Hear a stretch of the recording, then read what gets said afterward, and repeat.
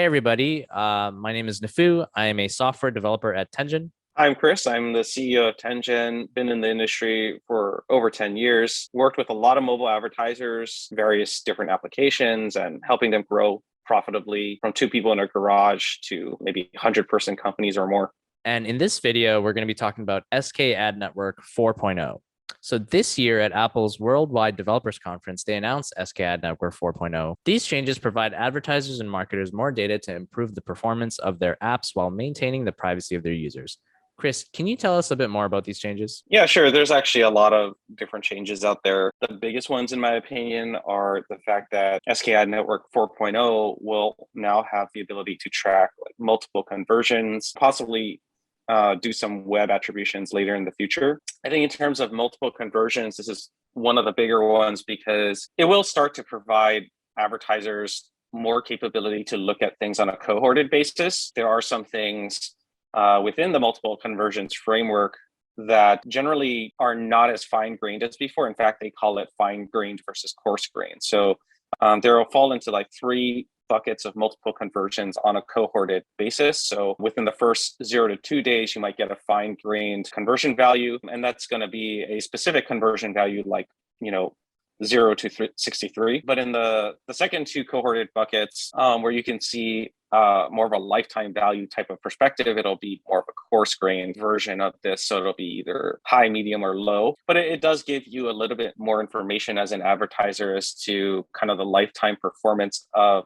a specific type of cohort. Whereas that didn't really exist before. You would only get like one conversion value from Apple. And I guess long term, this is going to be better for the advertisers because now the ad networks who are receiving these SKAdNetwork values, whether it's a coarse grain or fine grain cohorted value, they can use that information to help do optimizations as well. When can we expect to see SKAdNetwork 4.0 changes in action? The answer we were given by Apple was later this year. I also do think that they'll roll it out, each of these pieces in different timeframes. Like I do think multiple conversions, for example, will be rolled out earlier than, as an example, like web attributions. But it should be rolled out later this year over a specific time frame for each kind of like incremental development. What do these changes mean for advertisers? Yeah, this is a harder question to answer because we don't know how ad networks specifically will use this new information, and we also don't know to what extent Apple will enforce the use of this information. There are still a lot of networks who use probabilistic attribution who don't necessarily need this type of information to continue doing what they're doing. As Apple enforces, and we don't know when this is going to be, but as Apple starts to enforce more ad networks to fall within this framework, they'll probably end up using it in a lot of different ways within their own kind of capabilities. So Facebook obviously has a lot of different capabilities that's different than something like Google or Snapchat in terms of targeting their audiences. And so the relative nature in which they use some of these multiple conversions will all be different. Ultimately, for advertisers, they're going to just have to figure out, which channels provide them the best conversion value to spend ratios, depending on whatever channel they're working with and however that channel decides to optimize those values. So there will be a pretty large integral part that I think MMPs will play, where they will have to figure out and recommend to customers in some ways, like what are the best ways to set up your conversion values and what are the best ways to get them to be performant on the different channels that exist. Yeah,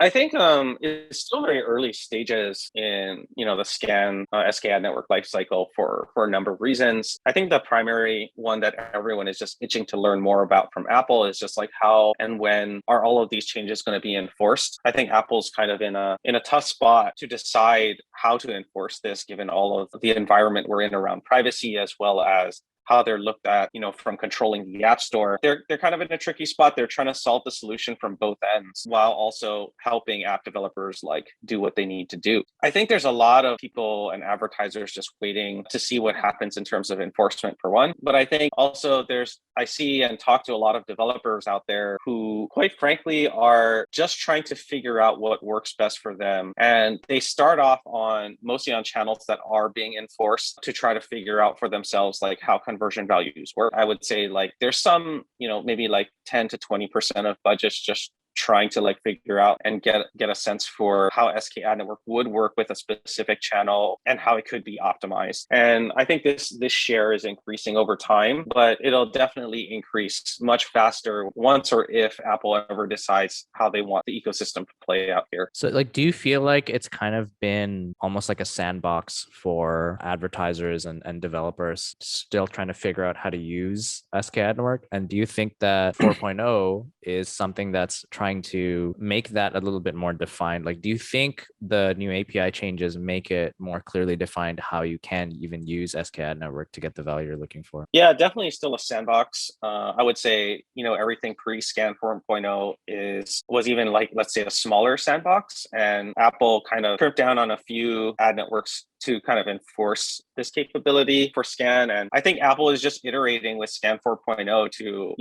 to accommodate a lot more adoption by these ad networks and like help them out. I do think that the real tipping point here is going to be something to do with when advertisers start to see parity between the old way of doing things, let's say with advertising ID and deterministic matching, as well as, probabilistic optimization methodologies. Once Scan 4.0 has enough to get an advertiser to parity in terms of like their performance and ROI, there will be like no question as to why an advertiser shouldn't switch to something like Scan with like equal parity of ROI. I think Apple is in a position where they're trying to get to some level of parity with the current channels that exist. And once they get to a high enough state where they feel there's parity, I think advertisers will naturally prefer the more privacy-centric solution. How does Tenjin feel about SKAdNetwork 4.0 changes? I think it's definitely, progressing well. Progress for ad networks and advertisers who rely on those network optimizations. But I think, again, like there's still a lot more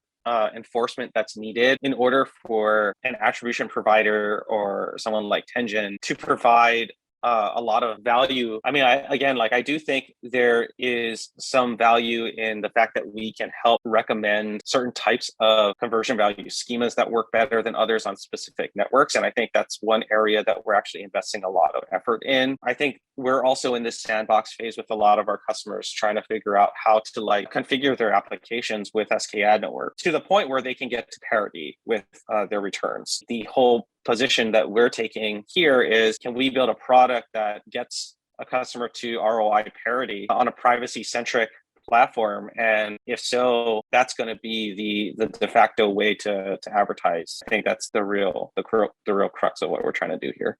Awesome. Thank you so much, Chris.